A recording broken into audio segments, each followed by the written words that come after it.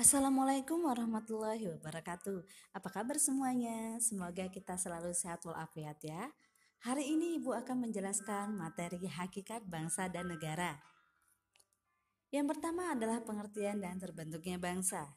Bangsa adalah sekelompok orang yang berada dalam wilayah yang sama, yang merasa memiliki persatuan senasib yang sama, beberapa budaya yang sama, mitos leluhur bersama, dan memiliki keinginan yang sama untuk bersatu.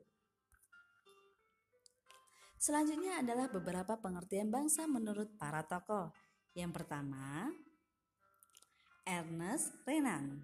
Menurut Ernest Renan, bangsa adalah suatu nyawa, suatu asas akal yang terdiri dari dua hal. Yang pertama, rakyat dahulu harus bersama-sama menjalin suatu riwayat.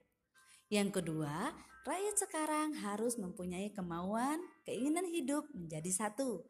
Maksudnya di sini adalah manusia harus memiliki ikatan batin yang dipersatukan karena memiliki persamaan sejarah serta cita-cita yang sama.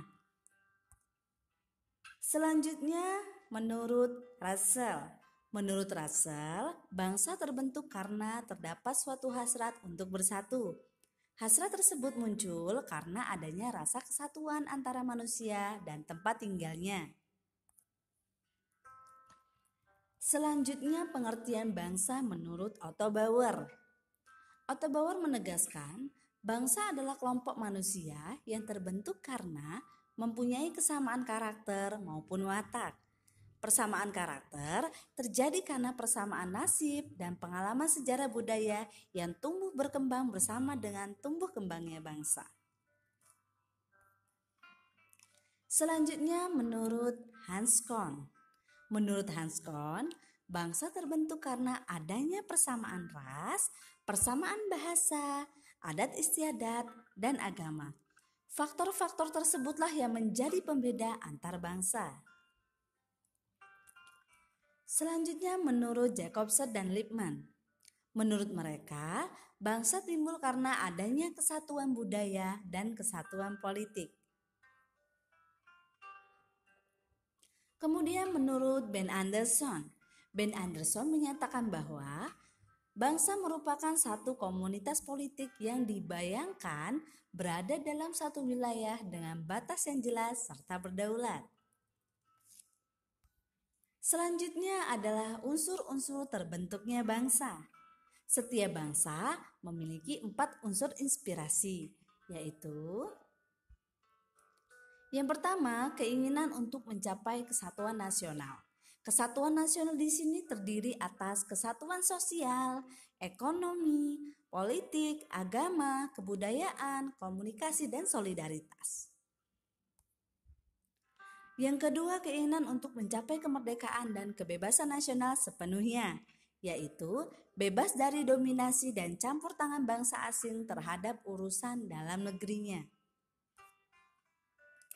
Yang ketiga, keinginan hidup dalam kemandirian, keunggulan, individualitas, dan kebebasan.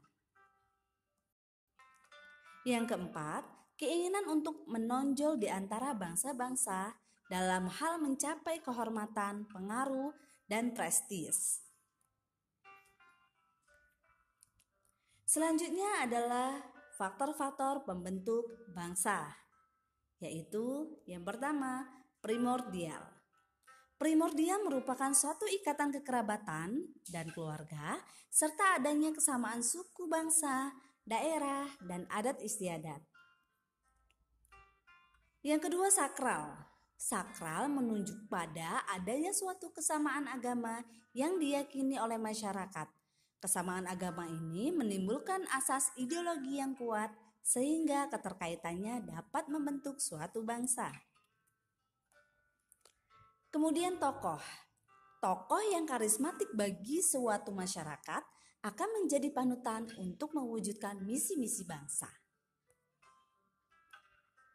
Sejarah. Sejarah dan pengalaman masa lalu, misalnya penderitaan akibat penjajahan, akan melahirkan perasaan solidaritas atau kesetiakawanan. Bhinneka Tunggal Ika. Semboyan ini merujuk pada faktor-faktor kesadaran anggota masyarakat mengenai pentingnya persatuan walau terdapat berbagai perbedaan.